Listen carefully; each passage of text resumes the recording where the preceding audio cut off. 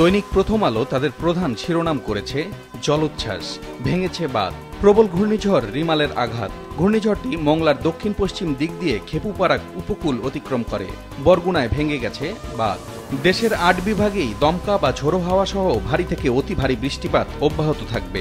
আরেকটি শিরোনামে পত্রিকাটি ছাপিয়েছে গুলশানে একদিনে ৪ ফ্ল্যাট কিনেছিল বেনজির পরিবার। জব্দের আদেশ আদালতের। সাবেক আইজিপি বেনজির আহমেদের স্ত্রীর নামে আরও ২৭৬ বিঘা জমি। সব সম্পদ জব্দের আদেশ আদালতের।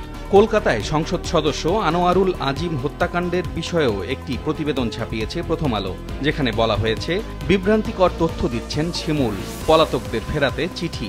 আক্তারুজ্জামান নেপাল থেকে দুবাই হয়ে যুক্তরাষ্ট্রে। আরেক আসামি সিয়াম হোসেন নেপালে। পলাতক অপর দুজন দেশেই আছেন। যুগান্তরের প্রধান শিরোনাম উপকূলে রিমালের আঘাত। কোথাও কোথাও ৬ থেকে ৮ ফুট উচ্চতার জলোচ্ছ্বাস। তলিয়ে গেছে সুন্দরবন।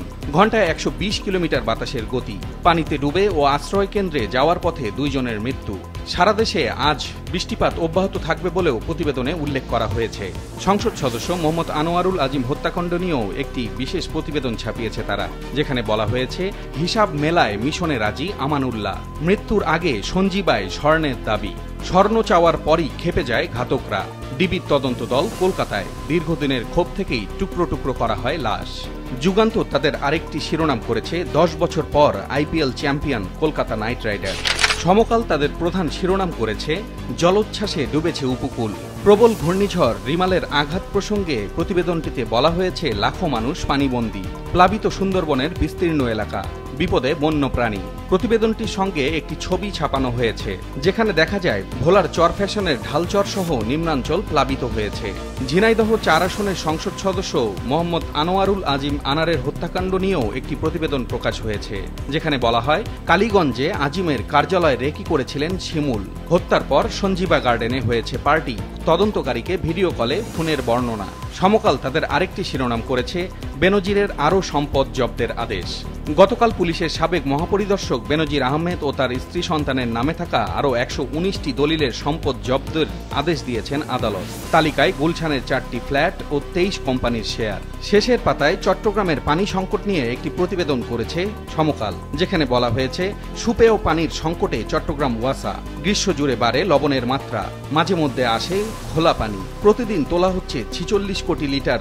জুনে নতুন প্রকল্প, যোগান আরও ৭ কোটি লিটার। দৈনিক কালবেলা তাদের প্রধান শিরোনাম করেছে উপকূলে রিমালের ছোবল। বিভিন্ন জেলায় বাঁধ ভেঙে তলিয়ে গেছে অনেক গ্রাম।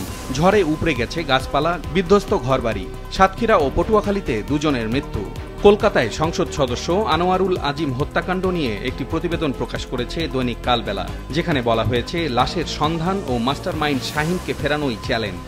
বাংলাদেশ ও কলকাতায় গ্রেপ্তার ৪ আসামির দেওয়া তথ্যে দফায় দফায় উদ্ধার অভিযান চালিয়েও খণ্ডিত মরদেহের কোনো অংশ উদ্ধার করতে পারেনি পশ্চিমবঙ্গ পুলিশ। আসন্ন বাজেট নিয়েও একটি প্রতিবেদন প্রকাশ হয়েছে দৈনিক কালবেলাতে, যেখানে বলা হয়েছে বাজেট পরিকল্পনায় দুশ্চিন্তা।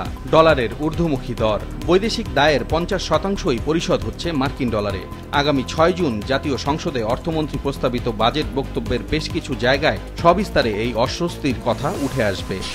ঘূর্ণিঝড় রিমাল নিয়ে প্রধান শিরোনাম করেছে বাংলাদেশ প্রতিদিন, যেখানে বলা হয়েছে ঘূর্ণিঝড় রিমালের আঘাত। ২ জনের মৃত্যু, জলোচ্ছ্বাস, আবার ঢাল হল রুগ্ন সুন্দরবন।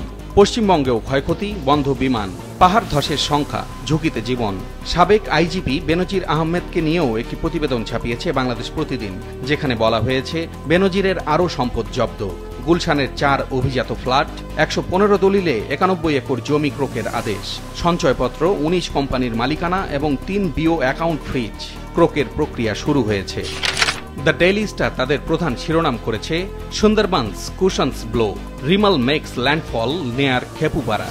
প্রতিবেদনে বলা হয়েছে পটুয়াখালী ও সাতক্ষীরায় ঘূর্ণিঝড়ের প্রভাবে ২ জনের মৃত্যু হয়েছে। ঘূর্ণিঝড়টি আঘাত হানার আগে অন্তত ৮ লাখ মানুষকে নিরাপদে সরিয়ে নেওয়া হয়েছে বলেও উল্লেখ করা হয়েছে প্রতিবেদনে।